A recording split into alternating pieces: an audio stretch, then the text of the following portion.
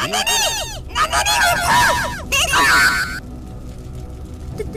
कौन हो? तुम मुझे मारना क्यों चाहते हो? मुझे एक इंसान की बलि चाहिए थी और मुझे तुम दिख गई। अब तुम्हारी बलि देकर मैं अमर हो जाऊंगा।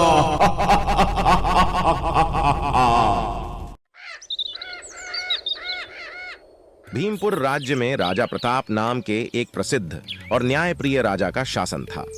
राजा प्रताप को प्रजा से बहुत लगाव था और वह अपनी प्रजा के प्रति पूरी तरह से समर्पित थे। उनके 2 प्यारे बच्चे थे, एक बेटा जिसका नाम विक्रम था और एक नन्ही बेटी जिसका नाम नंदिनी था। नंदिनी अभी केवल 8 साल की थी, परंतु उसकी मासूमियत और हंसी से पूरा महल गूंज उठता था। राजा प्रताप अपनी बेटी से बेहद प्रेम करते थे। नंदिनी के हर छोटे बड़े अनुरोध को राजा पूरा करने की कोशिश करते थे। नंदिनी की मासूम बातें राजा को बहुत भाती थीं और वह हर समय अपनी बेटी के साथ खुश रहते थे। पिताजी, आज गांव में मेला लगा है और मुझे वहां जाना है। क्या आप मुझे मेले में ले चलेंगे? मैंने सुना है वहाँ बहुत सारे झूले और खिलौने हैं। मुझे भी उन झूलों पर बैठना है। मेरी प्यारी बेटी को मेला घूमने का मन हो रहा है। मंत्री जी, आप नंदिनी को मेले में ले जाइए और उसे सब कुछ दिखाइए। ध्यान रखे कि उसे कोई असुविधा ना हो। जैसा आपका आदेश महाराज। मैं राजकुमारी को मेले में घुमाऊंगा और उसका पूरा ख्याल रखूंगा। नहीं पिताजी, मुझे मंत्री जी के साथ नहीं जाना है। मुझे आपके साथ जाना है। आपके बिना मुझे मेले में मजा नहीं आएगा। अरे मेरी प्यारी बेटी, जब तुम इतना प्यार से कह रही हो तो मैं कैसे मना कर सकता हूँ। अगर मेरी बेटी को मेरे साथ ही जाना है तो हम दोनों ही मेले में जाएंगे। तुम्हारी खुशी से बढ़कर मेरे लिए कुछ नहीं है। राजा प्रताप अपनी बेटी के इस मासूम अनुरोध को मान लेते हैं और नंदिनी को लेकर मेले की ओर रवाना हो जाते हैं। नंदिनी बहुत खुश होती है कि आज उसे अपने पिता के साथ मेला घूमने का मौका मिल रहा है। दोनों खुशी खुशी मेले में पहुंचते हैं। पिताजी, देखिए कितने अच्छे अच्छे और बड़े बड़े झूले हैं। मुझे उस घोड़े वाले झूले पर बैठना है। ये झूला कितना ऊंचा है। इससे झूलने में बहुत मजा आएगा। ठीक है मेरी बेटी, तुम्हें जो अच्छा लगे वही करो। मैं तुम्हारी खुशी में ही अपनी खुशी पाता हूँ। जाओ, उस झूले का आनंद लो। राजकुमारी नंदिनी घोड़े वाले झूले पर बैठकर झूलने लगती है। झूला बहुत ऊंचा उठता है और नंदिनी बहुत खुश होती है। उसके चेहरे पर मासूमियत और खुशी की चमक दिखाई देती है।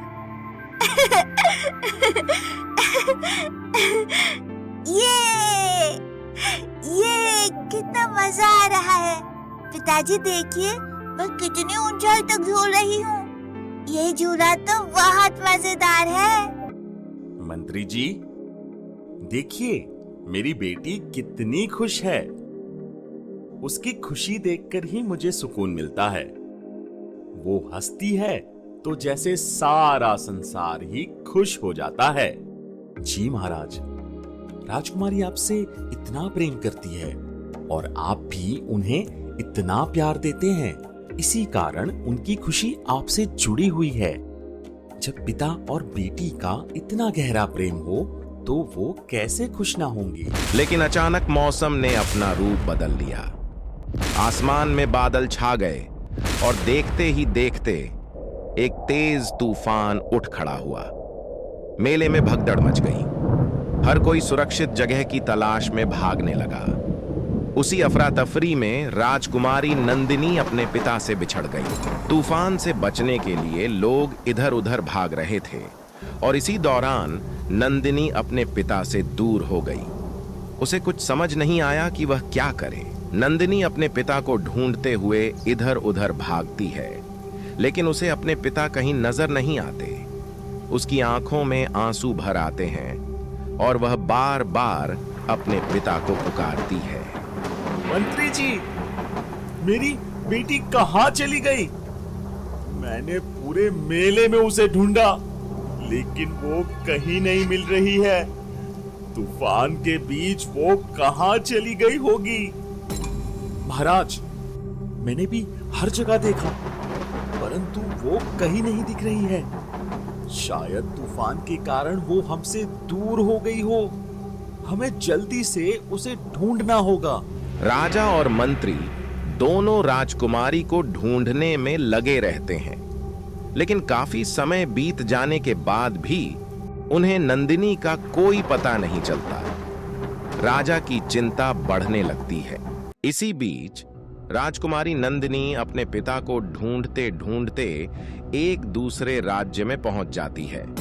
वह वहां एक बूढ़ी औरत से मिलती है जिसका नाम राधा था। अरे बेटी, तुम कौन हो और इस समय ऐसे अकेले क्यों घूम रही हो? तुम्हारे माता पिता कहाँ हैं? तुम्हें इस तरह से अकेले देखकर मुझे बहुत चिंता हो रही है। मैं अपने पिताजी को ढूंढते ढूंढते यहाँ तक आ गई। मुझे नहीं पता मैं यहाँ कैसे पहुँची। मैं उनसे मेले में बिछड़ गई थी और अब उन्हें ढूंढ नहीं पा रही हूँ। मुझे बहुत डर लग रहा है। अरे प्यारी बच्ची, तुम्हें अपने पिता या अपने गांव का नाम याद है, ताकि मैं तुम्हारी मदद कर सकूं और तुम्हें घर पहुंचा सकूं? नहीं, मुझे कुछ याद नहीं आ रहा है। मैं बस अपने पिता के पास वापस जाना चाहती हूँ। इतना कहकर नंदिनी जोर जोर से रोने लगती है। उसकी हालत देखकर राधा को उस पर तरस आ जाता है। बिटिया रानी, तुम रो मत। जब तक तुम्हारे घर वालों का पता नहीं चलता, तब तक तुम मेरे पास रह सकती हो। मैं तुम्हारा अच्छे से ख्याल रखूंगी। तुम यहाँ सुरक्षित हो, चिंता मत करो। नंदिनी के पास कोई और विकल्प नहीं था, इसलिए वह राधा के घर पर रहने के लिए तैयार हो जाती है। राधा उसका बहुत अच्छे से ख्याल रखती है, लेकिन नंदिनी का दिल अब भी अपने पिता के पास जाने के लिए तड़पता था। नंदिनी 2 दिनों तक उदास और चुपचाप रहती है। वह हर समय अपने पिता और भाई विक्रम को याद करती है। उसे समझ नहीं आता कि वह यहाँ कब तक रहेगी और क्या वह फिर कभी अपने घर जा पाएगी। बेटी, मुझे पता है कि तुम अपने घर को बहुत याद कर रही हो, इसीलिए तुम उदास हो। लेकिन मैं तुम्हारे लिए कुछ खुश करने वाला कर सकती हूँ। चलो, मैं तुम्हें अपने घर के आंगन में किसी से मिलवाती हूँ। राधा राजकुमारी नंदिनी को अपने घर के आंगन में ले जाती है, जहाँ उसने कुछ जानवर पाल रखे थे। राधा नंदिनी को अपने तोते राजू और गाय गोरिया से मिलवाती है।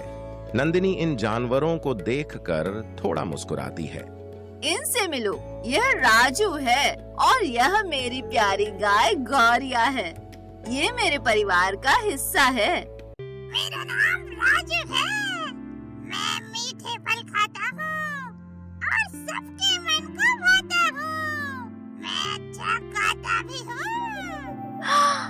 तुम तो बोलते भी हो। मैंने ऐसा तोता पहले कभी नहीं देखा। हाँ, मैं बोलता भी हूँ और गाता भी हूँ। मैं यहाँ सबका मनोरंजन करता हूँ। वाह, तुम तो बहुत ही मजेदार हो राजू। और तुम गौरिया कितनी प्यारी हो। यहाँ तुम दोनों के साथ रहना मजेदार होगा। हाँ, मैं गौरिया हूँ। आप इस घर को अपना ही घर समझिए। यहाँ आप हमेशा सुरक्षित और खुश रहेंगी। राजकुमारी की दोस्ती अब राजू और गोरिया से हो जाती है। उनके साथ वक्त बिताते हुए उनका दिल राधा के घर में लग जाता है।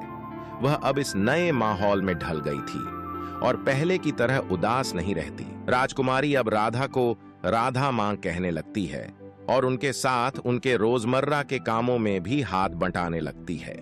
वह राधा मां की पूरी जिम्मेदारी उठाने का प्रयास करती है।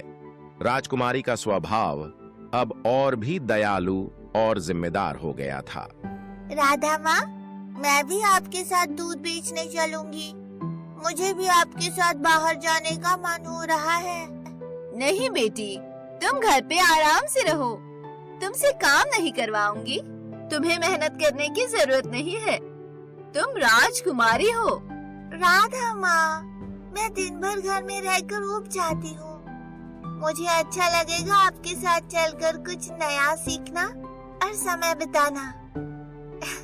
ठीक है बेटी, अगर तुम्हारी यही इच्छा है तो चलो, पर तुम्हें मेहनत नहीं करनी होगी, बस मेरा साथ देना। इस तरह नंदिनी अब राधा के साथ रोज दूध बेचने जाने लगी। दिन बीतते गए और देखते देखते कई साल गुजर गए। अब नंदिनी बड़ी हो गई थी। वह अब समझदार और सुदृढ़ हो गई थी, जैसे वह इस नई जिंदगी में रच बस गई थी। बेटी, अब मैं बूढ़ी हो चुकी हूँ और मेरी जिंदगी का अब कोई भरोसा नहीं है। मैंने तुम्हें हमेशा अपनी बेटी माना है, लेकिन तुम्हारे लिए मैं आज तक कुछ खास कर नहीं पाई। पर अब मैं अपना घर और जो भी थोड़ा बहुत मेरे पास है वो सब तुम्हारे नाम कर रही हूँ। मेरे बाद ये सब तुम्हारा होगा। राधा माँ, आप ये सब क्या कह रही है? आपको कुछ नहीं होगा, आप हमेशा मेरे साथ रहेंगी। मेरे पास आपके सिवा और कोई नहीं है, आपके बिना मैं कैसे रहूंगी? बेटी, मैं चाहती हूँ कि तुम्हारे असली घर वाले तुम्हें मिल जाए। मैं नहीं चाहती कि तुम मेरी तरह इस अकेलेपन में जीती रहो। तुम्हें अपने परिवार के साथ रहना चाहिए ताकि तुम एक अच्छा जीवन जी सको और खुश रहो। हाँ राधा माँ, मैं भी अपने घर वालों से मिलना चाहती हूँ, लेकिन चाहे वो मिल भी जाए, मैं आपको छोड़कर कभी नहीं जाऊंगी। आप भी मेरी माँ है। आज से आप कोई काम नहीं करेंगी, अब आपका सारा काम मैं करूंगी और आप सिर्फ आराम करेंगी। मैं आपको कोई तकलीफ नहीं होने दूंगी। हाँ, और मैं भी नंदिनी के काम में हाथ बटाऊंगा। हम मिलकर सारा काम करेंगे। मेरी बच्ची, तुम कितनी अच्छी और समझदार हो गई हो। तुम्हारे अंदर कितना स्नेह और करुणा है। काश तुम्हारे असली घर का पता चल जाता, तब तुम्हें इस तरह मेहनत नहीं करनी पड़ती। राधा की बातें सुनकर राजकुमारी को अपने बचपन की यादें ताजा हो जाती हैं। उसे अपने माता पिता की बहुत याद आती है और वह अंदर से उदास हो जाती है। वह सोचती है कि क्या वह कभी अपने घर वालों से मिल भी पाएगी। राजकुमारी पास के नदी किनारे जाकर बैठ जाती है और धीरे धीरे उसकी आंखों से आंसू बहने लगते हैं। वह अपने अतीत और अपने परिवार के बारे में सोचने लगती है। क्या हुआ नंदिनी? तुम इतनी उदास क्यों हो? क्या तुम्हें अपने घर की याद आ रही है? मुझे बताओ, मैं तुम्हारी मदद कर सकता हूँ। हाँ, मुझे अपने पिताजी की बहुत याद आ रही है। मुझे यकीन है कि वे भी मुझे याद करते होंगे। मेरे पिताजी मुझसे बहुत प्यार करते थे। मैं उनके बिना बहुत अकेला महसूस कर रही हूँ। तुम उदास मत हो नंदिनी, तुम्हारे पिताजी तुम्हें जरूर एक न एक दिन ढूंढ लेंगे और तब तुम फिर से अपने परिवार के पास जा सकोगी। बस विश्वास रखो। राजू तोता नंदिनी को दिलासा देता है और उसकी बातें सुनकर राजकुमारी थोड़ा बेहतर महसूस करती है। उसे उम्मीद की एक किरण दिखाई देने लगती है। इधर इतने साल गुजर जाने के बाद भी राजा प्रताप अपनी बेटी को ढूंढने की कोशिश में कोई कसर नहीं छोड़ते। हर दिन वह जंगल और अन्य राज्यों में नंदिनी को ढूंढने निकलते हैं, पर अभी तक उन्हें कोई सफलता नहीं मिली थी। पता नहीं मेरी बेटी कहाँ होगी, कैसी होगी, क्या वो ठीक होगी? काश मैं उससे एक बार मिल पाता। मेरे दिल को सुकून तभी मिलेगा जब मैं अपनी नंदिनी को फिर से देख सकूंगा। अगली सुबह राजकुमारी नंदिनी गोरिया का दूध दुहती है और उसे राजू तोते के साथ जाकर गांव के घर घर बेचती है। वह अब एक अच्छी तरह से स्थापित जीवन जी रही है, लेकिन उसके मन में अब भी अपने परिवार को ढूंढने की चाह बनी हुई है। आज तो काफी दूध बिक गया है नंदिनी। राधा माँ तुमसे बहुत खुश होंगी। राजू, मैं बस राधा माँ को खुश देखना चाहती हूँ। वह मेरे लिए सब कुछ है। चलो, अब काफी देर हो गई है, हमें घर चलना चाहिए। हम घर आ गए। चलो अब राधा माँ को बताओ हमने कितना दूध बेचा है। आओ आओ मेरे प्यारे बच्चों, मुझे बताओ आज दूध की बिक्री कैसी रही? राधा माँ, आपको पता है आज रोज से भी ज्यादा दूध बिका है। हम दोनों ने बहुत मेहनत की है। बिकता क्यों नहीं, आखिर मेरी नंदिनी ने इतनी मेहनत जो की है। तुम दोनों ने बहुत अच्छा काम किया। ये सब आपके आशीर्वाद के बिना मुमकिन नहीं था राधा माँ। आपने मुझे हर चीज सिखाई है और आपकी वजह से ही मैं आज यहाँ तक पहुँची हूँ। अगली सुबह नंदिनी फिर से दूध बेचने के लिए निकल जाती है। वह अब इस जीवन को पूरी तरह से अपना चुकी थी। राजू, अगर हम इसी तरह काम करते रहे तो हमें बहुत मुनाफा होगा और राधा माँ की सारी परेशानियाँ दूर हो जाएंगी। मैं चाहती हूँ कि वो आराम से अपनी बाकी की जिंदगी जिए। हाँ, तुम सही कह रही हो। पर क्या तुम्हें कुछ कहना है राजू? हाँ, असल में मुझे बहुत जोर की भूख लगी है। अच्छा, पर यहाँ तुम्हारे लिए खाना कहाँ से मिलेगा? अब क्या करेंगे? चलो, इधर जंगल में एक अमरूद का पेड़ है। सुना है उसके अमरूद बहुत स्वादिष्ट है।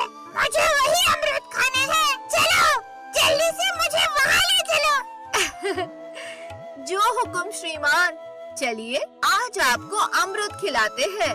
देखती हूँ कितने स्वादिष्ट है। राजकुमारी और राजू जंगल की तरफ बढ़ते हैं। उनके जीवन में भले ही चुनौतियां हों, लेकिन वे हर दिन को मिलकर खुशी खुशी जीते थे। वाह वाह, कितना बड़ा पेड़ है और कितने अच्छे अच्छे अमरूद हैं। राजकुमारी राजू को पेड़ से अमरूद तोड़कर देती है।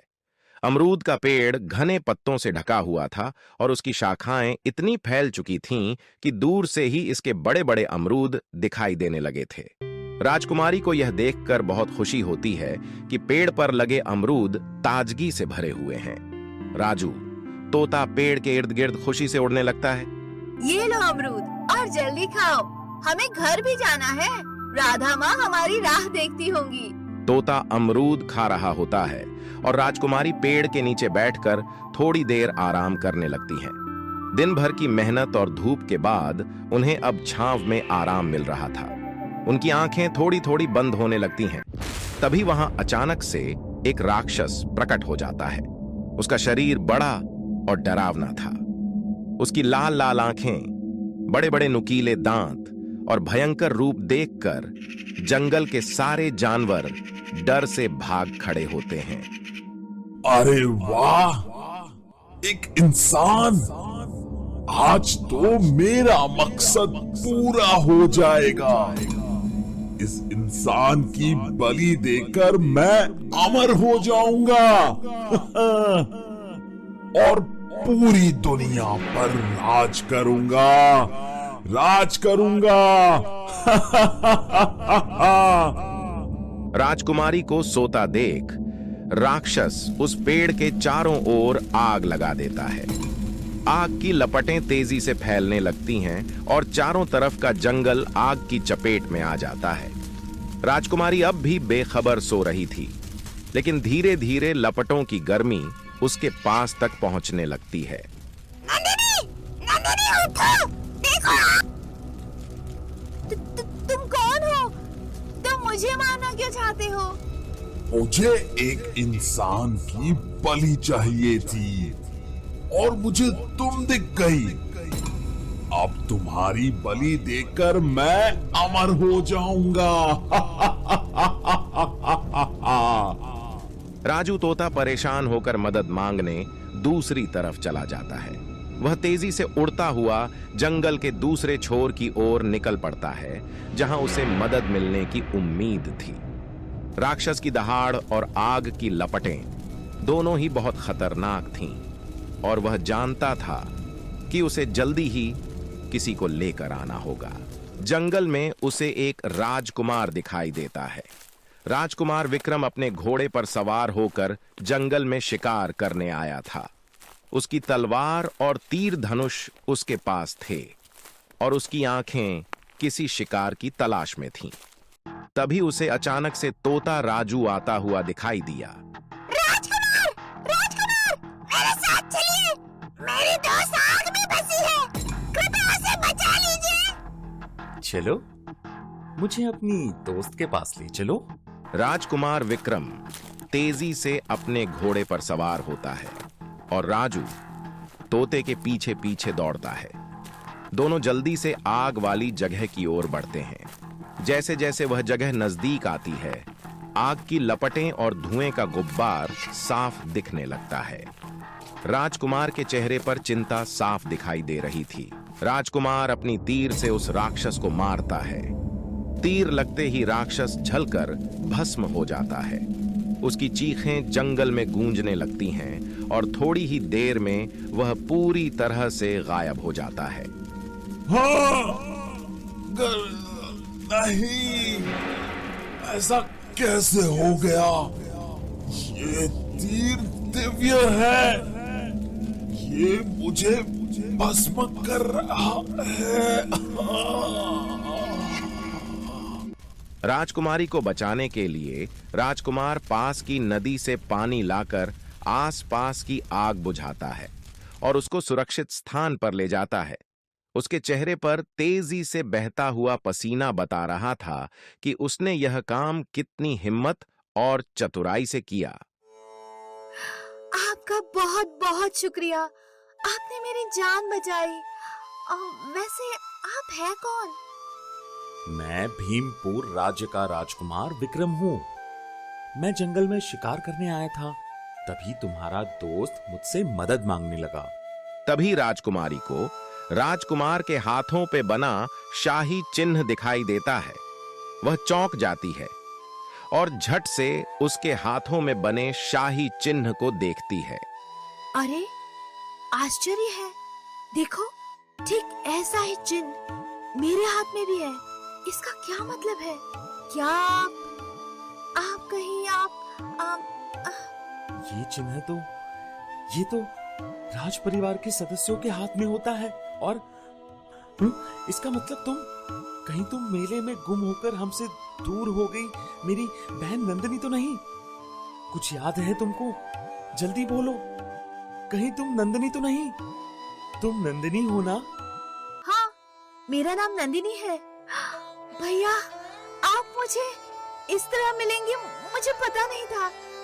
मैं आपकी बहन नंदिनी हूँ भैया, जो मेले में खो गई थी। भैया पिताजी कैसे हैं? मैं आप लोगों को बहुत याद करती हूँ। मेरी प्यारी बहन, तुम इतने साल कहाँ थी? हमने तुम्हें कितना ढूंढा। पिताजी तो तुम्हें रोज ढूंढने जाते हैं, पर तुम्हारा कुछ पता नहीं चल पाता। तुम थी कहाँ? राजकुमारी राजकुमार को सारी बात बताती है। वह बताती है कि कैसे वह एक दिन मेला घूमने गई थी और भीड़ में अपने परिवार से बिछड़ गई थी। उसकी कहानी सुनकर राजकुमार की आंखों में आंसू आ जाते हैं। अब तुम मेरे साथ घर चलो। नहीं भैया, मैं अभी आपके साथ नहीं चल सकती। मेरी राधा माँ मेरा इंतजार कर रही होगी। तो ठीक है ना, हम पहले तुम्हारी राधा माँ के पास चलते हैं, फिर महल। हाँ भैया, चलिए। राजकुमारी और राजकुमार अब राधा माँ के घर की ओर निकलते हैं। दोनों के दिल में खुशी और उत्सुकता थी। राजकुमारी राधा माँ के लिए खुश थी कि वह अब उनके साथ अपने असली परिवार को भी देख सकेगी। राधा माँ, देखिए कौन आया है। कौन है? ये मेरे भैया है। तुम्हारे भैया? राजकुमारी राधा माँ को सारी बात बताती है कि कैसे राजकुमारी की मुलाकात उनके भाई से हुई। राधा माँ के चेहरे पर खुशी और चिंता दोनों साफ झलकती हैं। उन्हें राजकुमारी को छोड़ने का दुख भी था, लेकिन वह उसकी खुशी के लिए अपने मन को समझा रही थी। मैं तो हमेशा से चाहती थी कि तुम्हारा परिवार तुम्हें मिल जाए। अब तुम अपने घर जाओ और एक अच्छी जिंदगी जियो। और आप भी मेरे साथ चलिए ना। मैं आपको अकेला नहीं छोड़ूंगी। नहीं बेटी, मैं तुम्हारे साथ नहीं चल सकती। मेरा यहाँ अपना जीवन है और मैं यही खुश हूँ। राधा माँ, आपने मेरी बहन का इतना ख्याल रखा है और अब आगे भी आपको ही उसकी देखभाल करनी है। पर बेटा, मैं कैसे तुम्हारे साथ चल सकती हूँ? मुझे कुछ नहीं पता, बस आप मेरे साथ चल रही है तो चल रही है। ठीक है मेरी बच्ची, अगर तुम्हें इतनी ही जिद है तो मैं तुम्हारे साथ चलूंगी। राजकुमार राधा माँ और राजकुमारी को लेकर महल की ओर रवाना होता है। सबके चेहरों पर खुशी और संतोष था। राजकुमारी अब अपने असली परिवार से मिलकर बहुत खुश थी और राधा माँ भी उसकी खुशियों में शरीक थीं। पिताजी, पिताजी देखिए कौन आया है। कौन आया है? हमारी नंदिनी। क्या ये सच में हमारी नंदिनी है? मेरी बेटी नंदिनी, तुम कहाँ चली गई थी? तुमसे बिछड़कर तो मेरी जिंदगी वीरान हो गई थी। मैं भी आपको बहुत याद करती थी पिताजी। इतना कहकर राजकुमारी अपने पिता के गले लग जाती है। उसके आंसू बह रहे थे और राजा की आंखों में भी खुशी के आंसू थे। फिर राजकुमारी अपने पिता को राधा माँ के बारे में बताती है। मैं आपको ढूंढते हुए दूसरे राज्य में चली गई थी। वहाँ मुझे राधा माँ मिली। इन्होंने मेरा पूरा ख्याल रखा, मुझे एकदम अपनी बेटी बनाकर रखा। आपका बहुत बहुत शुक्रिया, जो आपने इतने साल मेरी बेटी को अपना प्यार दिया। मैं आपका ये एहसान जिंदगी भर नहीं भूलूंगा। नहीं महाराज, इसमें एहसान कैसा? ये मेरी बेटी है, इसका ख्याल रखना तो मेरा फर्ज है। फिर भी मैं आपका आभारी हूँ। अगर आपको जिंदगी में किसी भी चीज की जरूरत हो तो मुझे जरूर बताइएगा, मैं उसे पूरा करूंगा। अब मुझे कुछ नहीं चाहिए महाराज, बस मुझे नंदिनी की चिंता रहती थी कि मेरे बाद उसका क्या होगा, ये अकेले कैसे रहेगी। लेकिन आज ईश्वर ने मेरी सुन ली, मेरी बेटी को उसका परिवार मिल गया। पिताजी, क्या राधा माँ भी हमारे साथ इस महल में रह सकती है? इसमें पूछने वाली कौन सी बात है रीमा बेटी? राधा माँ तुम्हारी माँ है और ये यहाँ रहेंगी तो मुझे तुम्हारी चिंता भी नहीं होगी। अरे वाह! अब हम महल में रहेंगे, शाही तोतों की तरह। आप तो पहले से ही शाही थे। राजकुमारी अब अपनी राधा माँ, राजू तोते और गोरिया गाय के साथ महल में खुशी खुशी रहने लगती है। पूरा महल अब उसकी हंसी और खुशियों से गूंजने लगा। तो देखा दोस्तों, अपने हमेशा अपने ही होते हैं, चाहे वो कहीं भी हों। लेकिन कुछ रिश्ते खून के नहीं होते, फिर भी वो हमेशा हमारा साथ देते हैं। ऐसे रिश्ते अनमोल कहलाते हैं, जैसे कि राजकुमारी, राधा माँ, राजू और गोरिया का रिश्ता था।